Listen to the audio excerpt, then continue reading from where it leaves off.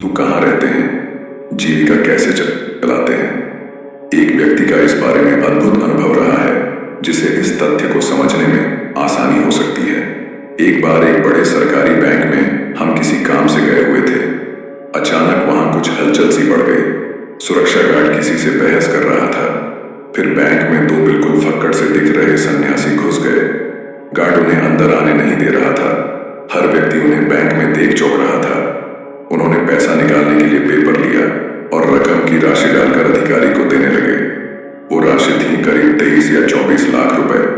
Bank अधिकारी देखकर हंसा और पूछा, महाराज आपने गलत राशि तो नहीं लिख दी? उन्होंने कुछ भी जवाब नहीं दिया। वो अपनी अद्भुत आंखों से उसे बस देख रहे थे। फिर वही अधिकारी कुछ संकुचा सा गया। उसने उनका अकाउंट डिटेल चेक करना शुरू किया ही था, पर उनमें से एक सन्यासी महाराज का अचानक फोन कॉल आया। वे अपने साधारण फोन पर बात करते रहे और फिर पैसा निकाले बिना वहां से जाने लगे। कुछ ही देर में वो ऑटो रिक्शा पकड़कर ओझल हो गए। बैंक अधिकारी मेरा परिचित मित्र था। मैंने पूछा उससे, भाई इनके अकाउंट में पैसे थे या नहीं? उसने बताया, इनको जितने पैसे निकालने थे उससे कई गुना ज्यादा पैसा अकाउंट में है। हम तो इन फक्कड़ साधुओं को देखकर ही दंग रह गए। कोई भी सन्यासी अथवा नागा साधु हो, वह पूर्ण निर्धन हो, ऐसा कम ही देखने को मिलता है। सन्यासी को अपना जीवन यापन भिक्षा मांगकर ही करना होता है। दान के पैसों का खुद पर उपयोग कभी नहीं कर सकते। नागा सन्यासी अपने मठ मंदिरों की रक्षा और संचालन का कार्य भी दान के पैसों से ही करते हैं। यदि भिक्षा में भोजन मिला तो कर लिया, अथवा भूखे ही रह गए।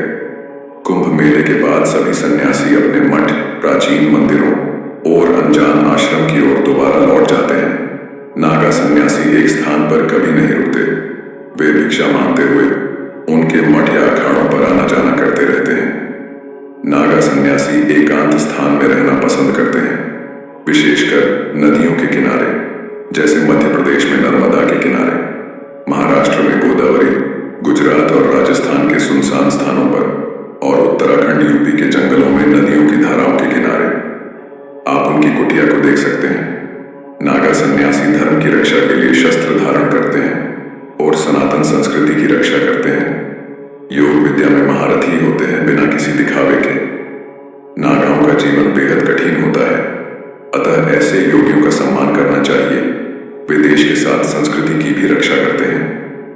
कुंभ का आयोजन कब से आरंभ हुआ, इस विषय में सुनिश्चित रूप से हमें कोई विशेष प्राचीन शास्त्रीय संदर्भ प्राप्त नहीं होता है, लेकिन एक पौराणिक संदर्भ अवश्य मिलता है जिसमें ग्रहों की विशेष स्थिति होने पर ही कुंभ होने की ओर संकेत मिलता है। स्कंद पुराण में उल्लेख आता है कि चंद्र प्रश्रवणात् रक्षण, सूर्यो विस्फोटनात् ददाव, दैत्यभ्यश्च गुरु रक्षण, सौरिनर्देवेन्द्र जात भयात्, सूर्येन्दु गुरु संयोगस्य यत्राशौ यत्र वत्सरे, सुधा कुंभ प्लवे भूमो, कुंभो भवति नान्यथा। अर्थात जिस समय अमृतपूर्ण कुंभ को लेकर देवताओं एवं दैत्यों में संघर्ष हुआ, उस समय चंद्रमा ने उस अमृत कुंभ से अमृत के छलकने की रक्षा की और सूर्य ने उस अमृत कुंभ के टूटने से रक्षा की। देवगुरु बृहस्पति ने दैत्यों से रक्षा की और शनि ने इंद्रपुत्र जयंत के हाथों से इसे गिरने नहीं दिया। इसलिए देवताओं और राक्षसों की लड़ाई के दौरान जिन जिन जगहों पर हरिद्वार, प्रयागराज, उज्जैन, नासिक और जिस जिस दिन सुधा का कुंभ छलका, उन्हीं स्थलों में, उन्हीं तिथियों में कुंभ पर्व का आयोजन होता है। सुधा कुंभ को लेकर देवताओं और असुरों का युद्ध 12 दिन तक 12 स्थानों में चला और उन 12 स्थलों में सुधा कुंभ से अमृत छलका।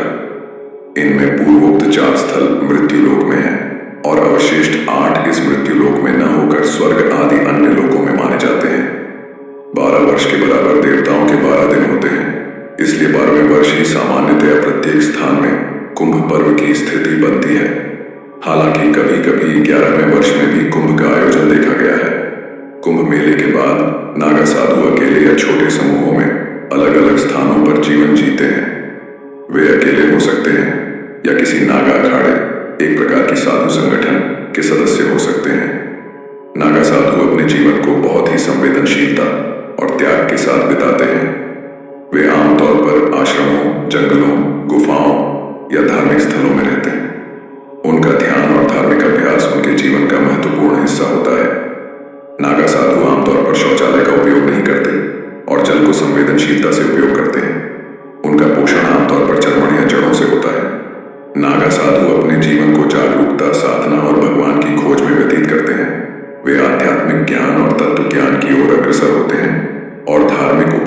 सेवा का साधना करते हैं। यह महत्वपूर्ण है कि आप इस जानकारी का सत्यापन करने के लिए स्थानीय स्रोतों से जानकारी